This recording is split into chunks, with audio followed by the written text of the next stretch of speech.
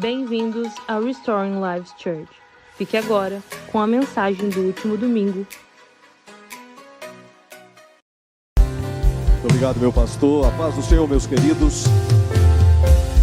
É com alegria que eu quero dividir com você a preciosa palavra de Deus. Eu vou pedir que você se assente. Vou pedir que você tome em sua mão a sua Bíblia, papel e caneta. E alguém fala, pastor, por que Bíblia, papel e caneta? Quando a gente estuda, universidade ou qualquer outro curso,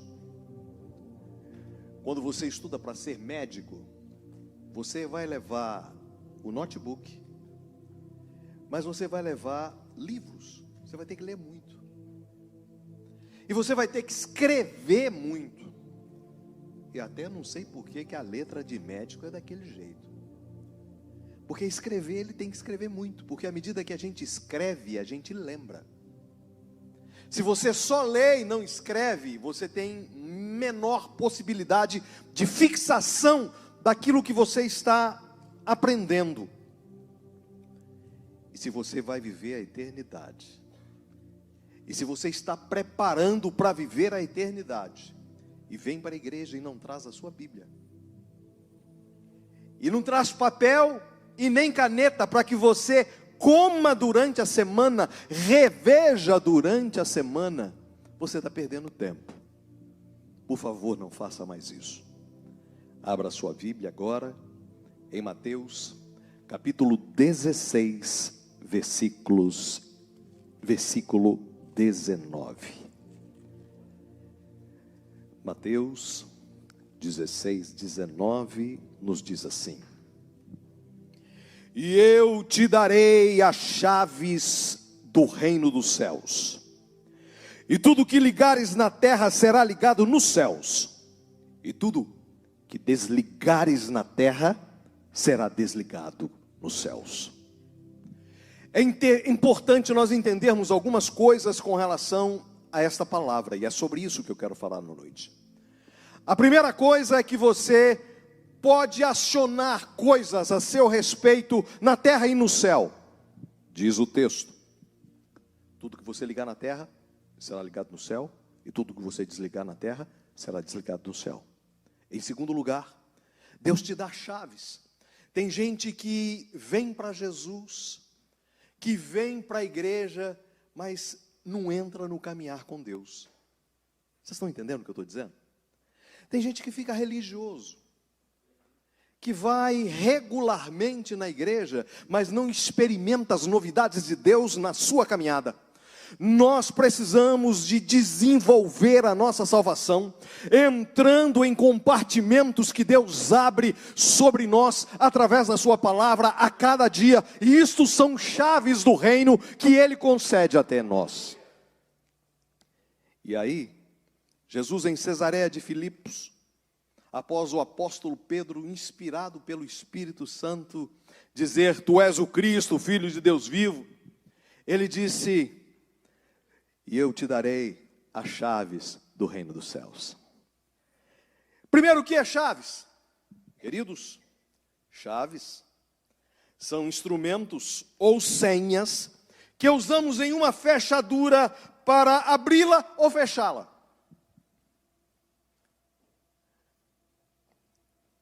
Os primeiros modelos apareceram no Egito e elas eram feitas de madeira.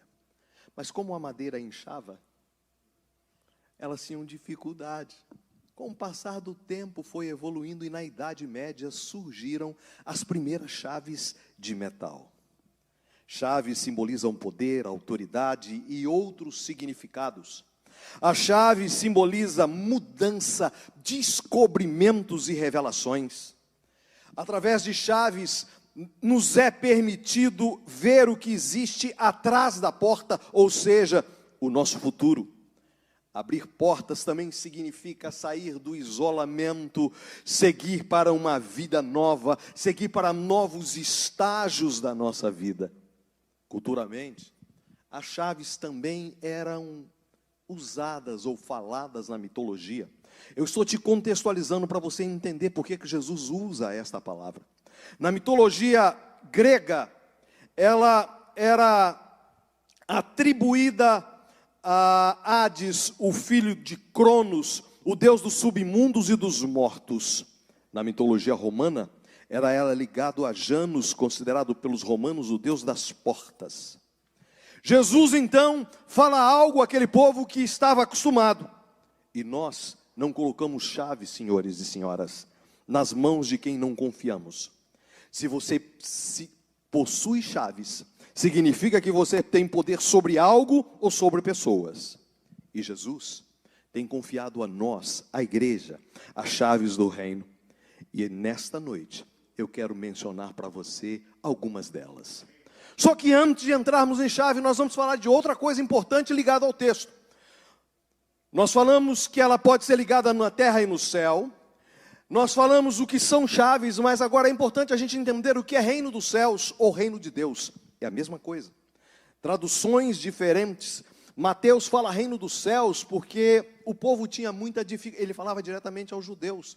E os judeus, quando alguém falava Deus, quando alguém escrevia Deus, ele tinha que trocar de pena, tomar banho, trocar de roupa. Então ele usa chave do reino dos céus, como poderia ser chaves do reino de Deus. Que reino é esse?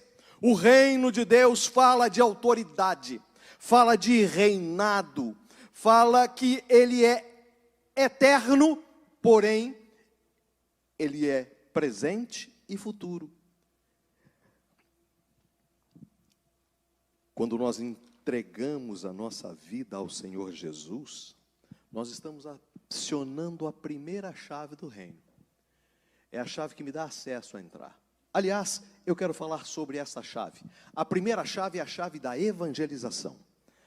Mateus 16:15 nos diz assim: e disse-lhes Jesus: ide por todo o mundo e pregai o evangelho a toda. Isto é a grande comissão. Só que para alguns, pastor Marcos, tem sido a grande omissão. As pessoas não entenderam o que é essa chave, o que essa chave produz. Por que eu tenho que acionar essa chave na nossa vida? Queridos, essa chave, ela dá acesso às pessoas ao reino. Às vezes as pessoas estão tristes. Eu tenho um amigo chamado Cláudio Campi, ele tinha uma loja de móveis, lá em Belo Horizonte. E um dia entra uma pessoa para comprar móveis e fala, tinha no quadro falando sobre alguma coisa, e ele leu, e esse quadro falava sobre confissão positiva. Vai dar certo, porque eu acredito que vai dar certo. E aí aquele moço chegou e falou, não moço, não é assim não. Vai dar certo é porque se Jesus entrar na sua vida, Jesus vai mudar a sua vida e vai transformar a sua vida. E quando ele entra, ele sara, ele cura, ele transforma. O cara foi comprar móveis para o casamento. Aquele moço falou, como é que é? Ele falou, vai comigo domingo na igreja. Ele falou, e eu vou. E ele veio na igreja. E quando recebeu a palavra, ele falou, eu quero entrar no reino, eu quero isso para mim também. A Bíblia diz, provai e vede que o Senhor é bom. Se você não tem dúvidas, como é que é esse negócio de andar com Jesus? Faz um test drive, anda com ele um mês, depois se você não quiser, você pode devolver ele para nós de volta, que nós queremos. Mas faça um test drive, provai e vede que o Senhor é bom. Cláudio converteu. Chegou na fábrica, na segunda-feira, ele tinha tinha uns 6 funcionários que eram crentes. Ele reuniu 6. Quem é crente aqui? Eu sou. Eu quero todos vocês no meu gabinete. E aí chegou os crentes, ele falou, você é crente? Há quanto tempo sou crente? Eu sou 20 anos, graças a Deus. E o outro, quanto tempo que você é crente? Tem 15. O outro, não, eu tenho 5. O mais novo tinha 3 anos que caminhava com Jesus. Ele falou, muito bem, vocês trabalham comigo, eu sou mau funcionário? Não, senhor Cláudio, sou excelente funcionário. Pois é, a minha mulher com depressão, Meu menino vendo vultos e não dormindo. Eu tendo dificuldade. Por que vocês nunca falaram de Jesus para mim? Eu estou chamando vocês aqui para perguntar se vocês têm alguma coisa contra mim. Porque se o Evangelho é boas novas, se o Evangelho é poder que transforma, por que vocês não deram um toque, não acenderam uma centelha de Jesus sobre mim? E eles ficaram tristes. E Cláudio falou: olha, a partir de agora, vocês vão chegar na empresa às 7 horas, não é mais 8. E para o sindicato não achar ruim, eu vou pagar a hora extra. E sabe para que vocês vão chegar às 7 horas? Porque de 7 a 8, todos os meus funcionários vão estudar a Bíblia comigo. Isso durou só 6 meses. Pastor, por que durou 6 meses? Depois de 6 meses ele fechou a fábrica, fechou tudo e foi servir a Jesus. Hoje ele é pastor. Queridos, a responsabilidade é minha, a responsabilidade é sua. E a responsabilidade é minha, é sua de falar, não de convencer. Quem convence é o Espírito Santo. Deus está usando você para que você seja instrumento, para que você seja frutífero, para que você sinta o gozo, o privilégio de poder manifestar o seu amor na prática, levando, conduzindo alguém ao seu Salvador, aquele que te remiu, aquele que te comprou, aquele que te fez nova criatura, aquele que vai viver contigo a eternidade. Pastor, mas eu tenho dificuldade para fazer. E eu vou dizer para você, basta apenas ter desejo. Deus vai abrir as oportunidades. Pastor, e se eu não fizer? Bom, se não fizer, eu tenho uma notícia que está lá em Ezequiel capítulo 33, verso 8. Você pode anotar para estudar durante a semana, que diz assim: se tu não falares para desviar o ímpio do seu caminho, morrerá esse ímpio na sua iniquidade, mas o seu sangue eu demandarei das tuas mãos. A responsabilidade é sua. Deus está te colocando ali, sabe para quê? Naquela casa, para que você seja instrumento. Chega abençoando aquele lugar. Deus está te colocando ali naquela casa para você pintar. Deus está te colocando em algum lugar, para que você seja instrumento. Deus nomeou você como embaixador do céu, e como embaixador do céu, é responsabilidade minha e sua, levar esse reino aonde você estiver. Eu me lembro que eu vou à Ucrânia, e quando eu estou saindo da Ucrânia, eu saindo de terno, gravata, e saindo com sobretudo, a pessoa me olhou lá na fila e falou: moço, por favor. Eu falei: é lógico que ele estava, eu deduzi que ele estava falando isso, porque ele estava falando em siríaco, em russo. A gente não tem nem noção do que é que a pessoa está falando. Gente, não queira ter dor de barriga num país desse. Você não vai achar nem a placa de banheiro. E quando eu chamei, eu só vi que ele falou em inglês: embaixador não é nessa fila, é aqui, pode entrar direto. Ele viu em mim que eu era embaixador do céu, eu dei glória a Deus e saí daí. A partir do momento em que você se colocar na posição, Deus vai te honrar na posição que Ele te colocar. A segunda chave que precisamos de acionar, sabe o que é? É a chave do arrependimento. Nós precisamos de arrepender. Quem aqui nunca fez nada errado? Quem nunca aqui pisou na bola? Tem gente que diz: eu não arrependo de nada. Eu vou nomear a você o rei ou a rainha, não é da cocada preta, o rei ou a rainha do orgulho endurecido e empederecido no seu coração. Porque todos nós erramos. E nós precisamos de usar esta chave, que é a chave do arrependimento. Veja em Apocalipse capítulo 2, verso 5, o que a preciosa palavra de Deus nos diz: lembra-te de onde caíste, arrepende-te e pratica as primeiras obras. Se não te arrependeres, brevemente virei a ti e removerei do teu candeeiro, se não te arrependeres. Sabe o que é isso? Deus te chama, te limpa e te coloca num lugar Mas se você não permanece na posição, Ele te tira. Você está entendendo isso? Porque Ele é um Deus justo. E Ele não vai aceitar a acusação dizendo: epa, você está passando a mão no seu filho preferido. Deus não tem filhos preferidos. Aquele que faz de acordo com a vontade do Pai é galardoado por Ele, é abençoado por Ele. Se você quer continuar andando de degrau em degrau, se tem promessas, profecias, palavras de Deus sobre a sua vida, e se você quer receber, se coloca na posição. Deus é fiel, porque a hora que você estiver na posição, a bênção virá sobre a sua vida, o cumprimento da palavra de Deus virá sobre a minha e a sua vida. E eu me lembro de um cântico que cantávamos assim: quero voltar ao início de tudo, encontrar-me contigo, Senhor. Quero rever meus conceitos e valores, eu quero reconstruir.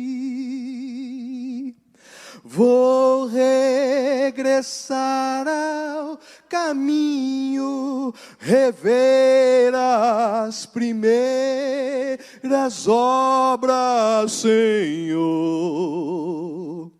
Eu me arrependo, Senhor. Me arrependo, Senhor, me arrependo, Senhor. Eu quero voltar ao primeiro amor, ao primeiro amor. Eu quero voltar a Deus. Sabe quando você está prestando atenção no GPS do carro, você está na via prestando atenção no GPS, aí toca o telefone, aí você vai olhar no telefone, passou da saída. Se quer chegar no destino, tem que voltar, tem que arrepender, tem que dar a volta, tem que converter. Tem muita gente que vem na igreja, mas não converteu.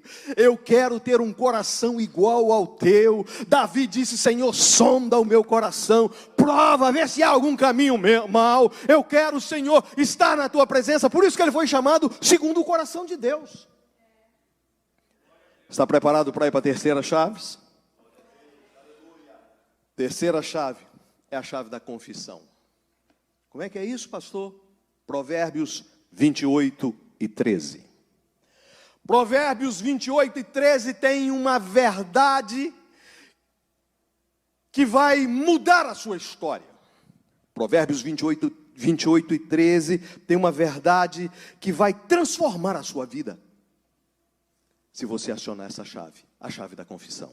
Diz assim: o que encobre as suas transgressões nunca. Ei, olha o que o texto diz. O que encobre as suas transgressões, aquele que joga por debaixo do tapete, nunca prosperará. Diz o texto. Mas o que as confessa e deixa, alcançará misericórdia. Há muito cristão travado que não avança, porque está carregando algo sujo sobre si. E eu quero te mostrar um texto de Abraão, um texto do pai da fé. Abraão era como eu e você, sujeito às mesmas falhas, era homem.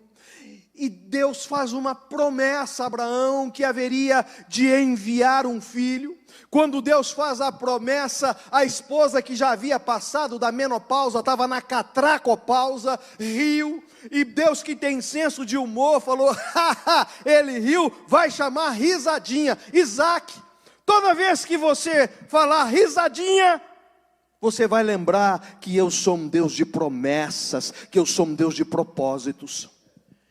E essa promessa não chegava. Vamos lá em Gênesis 20 e 21. Capítulos 20 e capítulos 21. Abriu a sua Bíblia? Eu estou dando um tempinho para que você abra a sua Bíblia. Quem abriu, diga glória a Deus. Quem não abriu, diga misericórdia. Gênesis 20, a epígrafe, ou texto, ou o título do texto diz assim: Abraão nega que Sara é sua mulher. Abraão vai para a região de Gerar. E quando ele chega em Gerar, ele fica com medo do rei. Ele fica com medo porque ele estava sozinho. E eles viram que Sara era muito bonita. E ele falou: olha, se o rei perguntar, fala que você é minha irmã. Porque senão, de repente, eles vão me matar por causa de você, vão me enterrar na areia. E você falando que é minha irmã, fica tudo ok. Só que aí, quando há uma mentira, você tem que falar mais 7 para justificar. Quando tem uma mentira, Deus aproveita dessa situação para apertar quem mentiu. E o diabo aproveita para um abismo chamar outro abismo. O rei viu, perguntou: quem são vocês? Abraão disse: eu e a minha irmã. O rei falou: que ótimo. Então eu vou querer a sua irmã como minha esposa. Ela é sua irmã, foi você que disse. Tem algum problema, Abraão? Você imagina a cara de cheque sem fundo de Abraão? Você imagina a dificuldade, a saia justa, a situação desconfortável. E o rei fala: pegue Sara e leva para o meu harém. E Abraão agora fala o quê?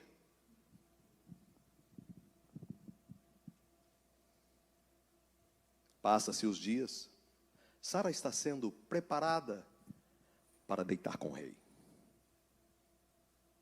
Passa-se os dias, Deus resolve entrar na história. Tem situações que eu e você não podemos fazer, mas Deus entra na história. Diz o texto, Gênesis 20, e havendo Abraão dito de Sara, sua mulher, é minha irmã, enviou Ebimeleque, rei de Gerar, e tomou a Sara. 3, Deus, porém, veio a Ebimeleque em sonho à noite e disse-lhes: eis que morto és, por causa da mulher que tomastes, porque esta é casada com o marido. Ebimeleque falou: o quê? Não, mas, olha, vamos continuar lendo. Mas Ebimeleque ainda não tinha chegado a ela, por isso disse: Senhor, matarás também uma nação justa? E me disse ele mesmo: é minha irmã. Foi Abraão que disse. Ela também disse: é meu irmão. Há uma mentira justificando a outra. Em sinceridade de coração e em pureza das minhas mãos tenho feito isso. Disse-lhe Deus em sonho: bem sei que na tua sinceridade do teu coração fizeste isso, e também tenho impedido de pecar contra mim, por isso não permiti tocá-la. Deus entrou na história. Agora tem um detalhe: você vai devolver, depois você lê o texto, que o texto é longo. Você vai devolver, vai dar um dinheirinho para ele, tá certo? Só que ele devolveu e chamou Abraão e falou: Abraão, vem cá, tem uma conversa com você. O que eu fiz contra você para você fazer com que eu peque? Porque a mentira, ela não gera o pecado de uma só pessoa, ela gera uma cadeia de pecados.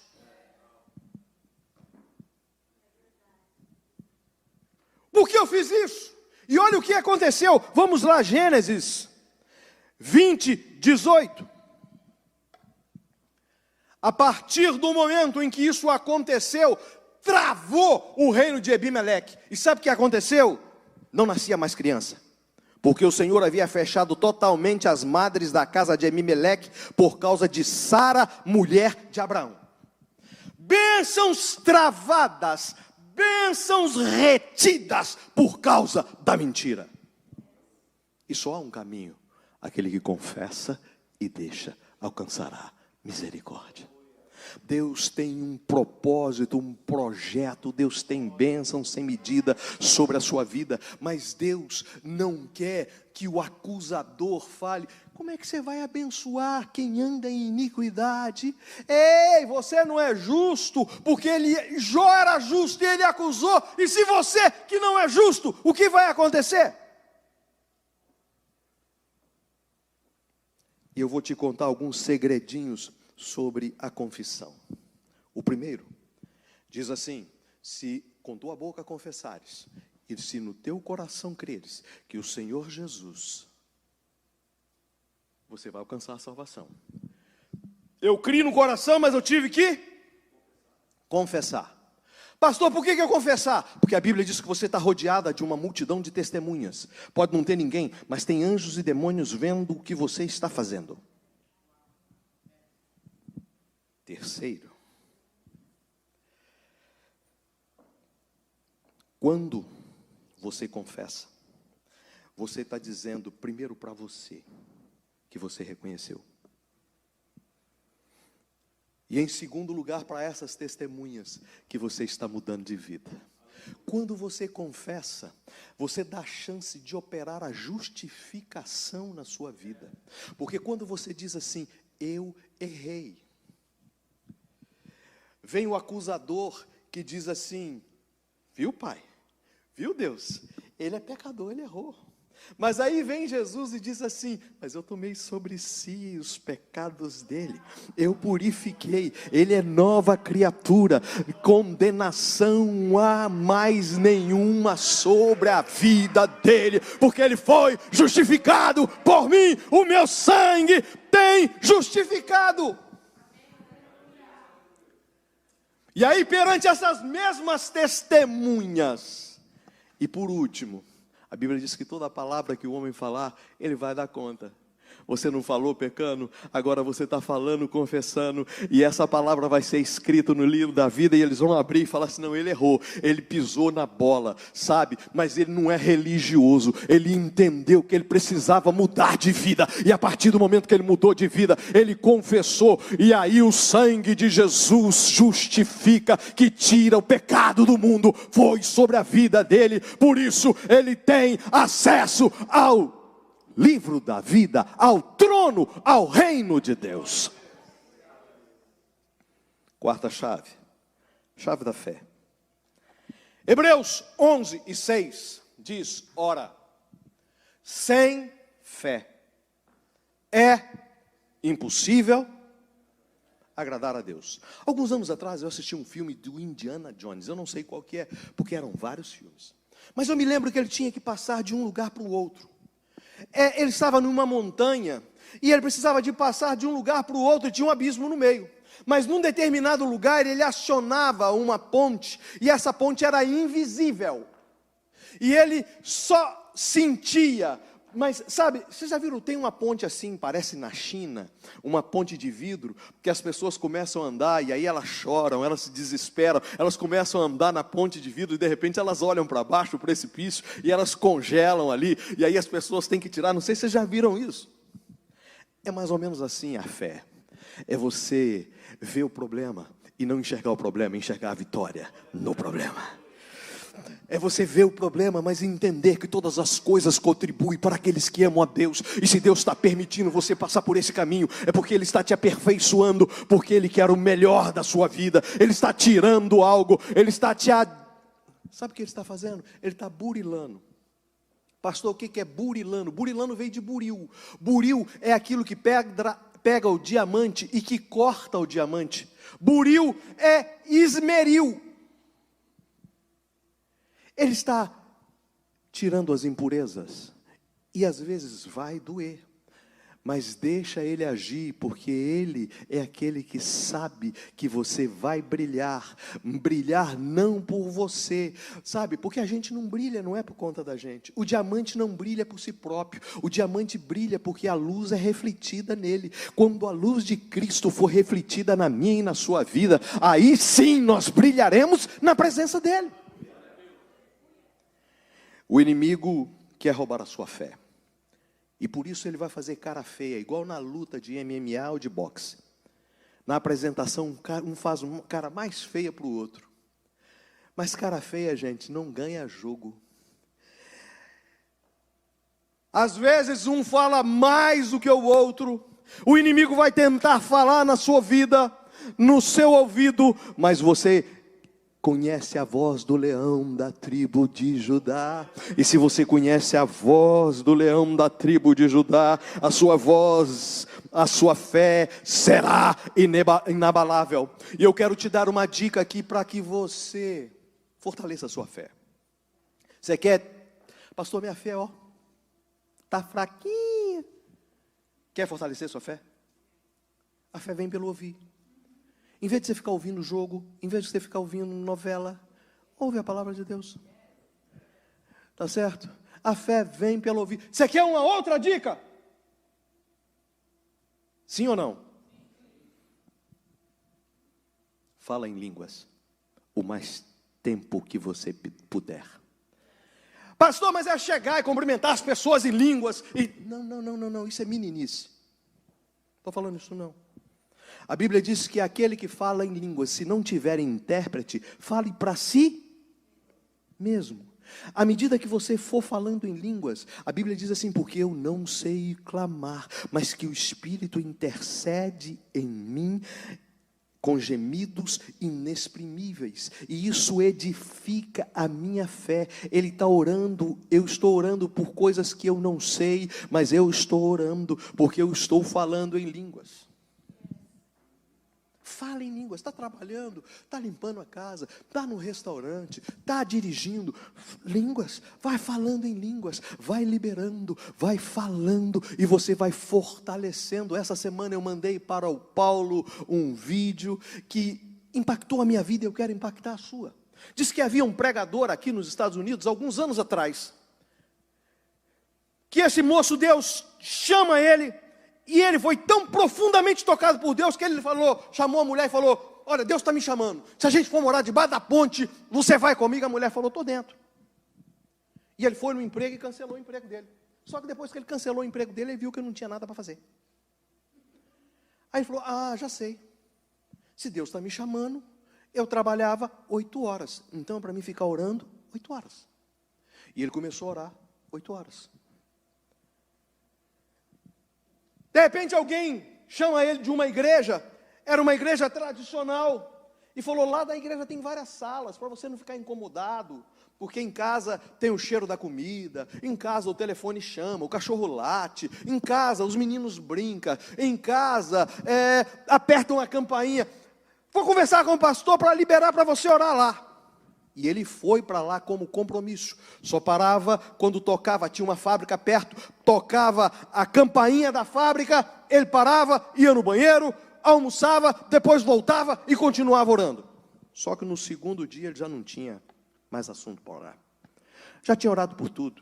Já tinha orado pela família, pelos aqueles que estavam vivos, pelos que morreram, pelos missionários, pelos aqueles que iam nascer, pelos filhos dos filhos. Já não tinha mais o que orar. E ele começou a orar em línguas. E ele orou 1 mês em línguas, 2 meses em línguas, 3 meses em línguas, 8 horas por dia. E um dia o pastor chamou ele e falou com ele, olha, nós temos emprestado para você essa sala, mas hoje era dia da semana, tem um pastor de fora, muito famoso, que está passando por essa cidade, e ele vai ministrar aqui, e eu gostaria que você, para pagar o aluguel, enchesse a sala, porque durante a semana é pouca gente, e eu fico assim, ele é muito famoso, eu fico meio sem jeito, eu queria que tivesse cheio. Ele falou, beleza. E ele disse que foi um negócio muito chique, serviram um cafezinho, coisa de americano, né? Serviram cafezinhos, e veio um papel com planejamento, e aí veio o pastor para pregar, e quando o pastor começou a pregar, o pastor lia a mensagem, literalmente, Meus queridos irmãos, nesse dia eu estou aqui, porque desviando da minha viagem, lia. E ele falou, que coisa chata. E de repente ele fechou os olhos, e ele viu como num raio-x, um fêmur menor do que o outro, 3 centímetros. Ele falou, deve ser alguma coisa que colocaram no café. Deixou ficar com o olho aberto. E quando ele ficou com o olho aberto, ele viu novamente, tipo um raio-x, um fêmur menor do que o outro, 3 centímetros. Aí tinha uma mulher de lado. Ele falou, senhora, a senhora tem 3 centímetros de diferença no fêmur? Ela tirou o sapato e mostrou para ele a prótese. Era exatamente 3 centímetros. E ele falou, a senhora aceita que eu oro pela senhora? Ela falou, perfeitamente.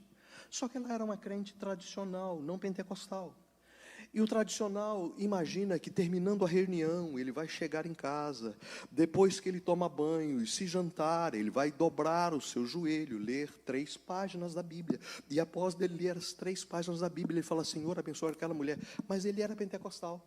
Saiu, veio na perna da mulher e falou, Jesus, cura esta perna em nome de Jesus. O pregador parou. Ele estava lendo a mensagem, parou. Todo mundo virou para trás para ver o que estava acontecendo. E a perna da mulher foi fazendo assim. Chegou no lugar. E quando chegou no lugar, ela saiu correndo por dentro da igreja. Todo mundo conhecia ela, porque era um problema antigo. E ela saiu correndo para cima e para baixo, e falou, ô gente, vocês têm algum problema? Olha, esse moço vai orar por vocês. Acabou a conferência do pastor que estava pregando, falando, e virou a conferência desse moço, que ele orou por todo mundo. Assim começou o ministério dele. E Deus fazia coisas maravilhosas na vida dele. E aí um dia ele falando, vocês querem o que eu tenho? E todo mundo falou, vai ter uma oração de imposição de mão. Ele falou, orem em línguas, o mais tempo que vocês podem, porque quando eu fiz isso, eu acionei uma chave no reino de maneira extraordinária, e os milagres começaram a acontecer na minha vida. Você vai ser fortalecido no homem interior, você vai começar a ter força, você vai começar a ter poder, você vai começar a ter direção, quando você assim fizer. Quinta chave, a chave da submissão. Pastor, que chave é essa? Fala comigo, só as irmãs. Chave da submissão. Vamos lá? 1, 2, 3. Chave da submissão. Agora só os homens. Chave da submissão. E as irmãs falaram, chave da submissão. Gente, submissão está debaixo da mesma missão. Essa chave significa que quando você está debaixo da mesma missão do reino, debaixo da mesma missão de quem Deus ordenou para estar ali como cabeça, a bênção e a vida verá sobre a sua vida. A chave da submissão é a chave que ordena as coisas de Deus, e o reino de Deus é através de chaves. 1 Pedro capítulo 5, versículos de 5 a 7 nos diz assim: semelhantemente, vós jovens, seja submisso aos mais velhos, e cingir-vos todos de humildade, uns para com os outros, porque Deus resiste aos soberbos, mas dá graça aos humildes. Humilhai-vos, portanto, debaixo da potente mão de Deus, para que a seu tempo vos exalte. Lançai sobre ele, vou ler de novo, lançai sobre ele toda a vossa... Tem alguém ansioso aqui? Bom, eu vou ler de novo. Eu acredito que só que sou ansioso. Só eu que quero, Deus promete, eu quero ontem de tarde. Eu não quero nem hoje de manhã. Eu quero ontem, Deus falou, vou fazer. Eu falo, cadê? Não é assim não. É ao seu tempo. Você precisa de estar na estatura. Você precisa de passar pelo processo. Você precisa de sofrer o esmeril na sua vida. E Ele, ao seu tempo, vos exaltará. Lançai sobre ele toda a vossa ansiedade, porque ele tem cuidado de vós. Submissão é o esmeril do caráter. Submissão é o teste da mansidão. E os mansos herdarão a terra. Submissão é a marca da ovelha. Bode não submete, mas ovelha submete. Porque a ovelha ouve a voz do seu pastor e reconhece a voz do seu pastor, que foi estabelecido pelo sumo pastor sobre a vida dele. Submissão é o preço que o Senhor cobra para tocar a nossa causa. Você tem uma causa, você tem uma demanda, seja submisso ao Senhor, Ele vai tocar. E olha, eu vou te dizer uma coisinha, Ele é o advogado dos advogados, Ele nunca perdeu uma só causa. Sexta chave, a chave da esperança. Pastor, que chave da esperança, que é isso? Eu via muito Silvio Santos no Brasil, pastor, eu via a porta da esperança. Jeremias 17:7 diz assim: bem-aventurado o homem que confia no Senhor e cuja esperança é o Senhor. Você vai confiar, mas a sua esperança tem que estar ancorada no Senhor. Sem esperança os times param de ganhar. Sem esperança os moribundos morrem. Os que estão nos hospitais entregam os pontos. Os prisioneiros de guerra sucumbem. Mas se você tem esperança, a sua esperança vai ser renovada pelo Senhor. Porque há esperança pela árvore, mesmo ela estando esturricada, ao cheiro das águas brotará e dará os seus frutos. Pode ter morrido, pode ter acabado, mas se a sua esperança está ancorada em Deus, Deus fará o milagre acontecer. E por último, a chave do louvor. Eu preciso da chave do louvor, sabe por quê? Quem já pisou no santo dos santos? Eu preciso da chave do louvor, queridos. Queridos, eu preciso da chave do louvor, porque Deus habita no meio dos louvores. Querubins 24 horas durante todo o tempo adorando o nome do Senhor, e eu preciso de acionar a chave do louvor. Em segundo lugar, porque o louvor purifica. Lembra que Saul estava doidão? Saul estava doidão, porque entrava um espírito mau na vida de Saul. Você pensa que no reino não tinha alguém para trazer? Peraí, eu vou trazer uma pedra mágica. Peraí que eu vou trazer um incenso. Não resolvia. Mas quando Davi chegava, pegava a sua harpa e começava assim: em adoração eu me rendo a ti. Queridos, não há espírito maligno que fica. Se você quer purificar a sua casa, não acenda incenso, acenda a adoração. Se você quer purificar a sua vida, acione a adoração continuamente na sua vida. O louvor santifica e liberta. Eu tenho uma experiência pessoal para contar com você sobre o louvor. O meu tempo está acabando. Me chamaram alguns anos atrás para orar por uma pessoa endemoniada. Entramos em campanha, ficamos 15 dias em oração e em jejum. Chamei meus companheiros e fomos lá. Era numa igreja. Trouxeram o endemoniado, colocaram o endemoniado, e nós começamos a batalha. Sai em nome de Jesus. O demônio falou: eu não. Sai em nome de Jesus. Eu não. Sai 1 hora, 1h30, e nós estávamos cansados. E de repente nós sentamos, e Deus me deu a senha. Senha significa chave. E eu virei para aquele endemoniado e falei com ele assim: sabia de uma coisa? Do jeito que eu estou falando com você, nós adoramos o Senhor. O Senhor é o amado da minha vida. O Senhor é a minha esperança. O Senhor é meu tudo.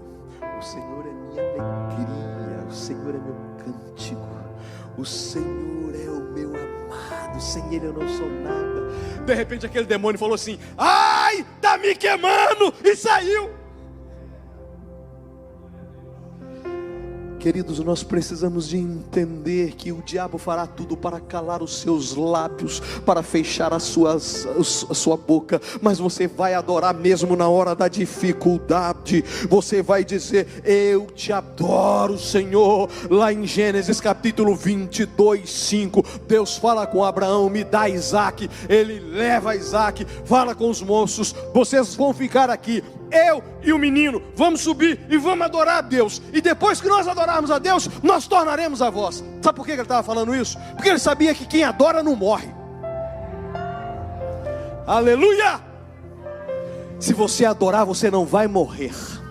Se você adorar, você vai triunfar. Se você adorar, Deus vai fazer o extraordinário acontecer na sua vida. Por isso, acione as chaves. Acione a chave da evangelização, do arrependimento, da confissão, da fé, da submissão, da esperança e da adoração.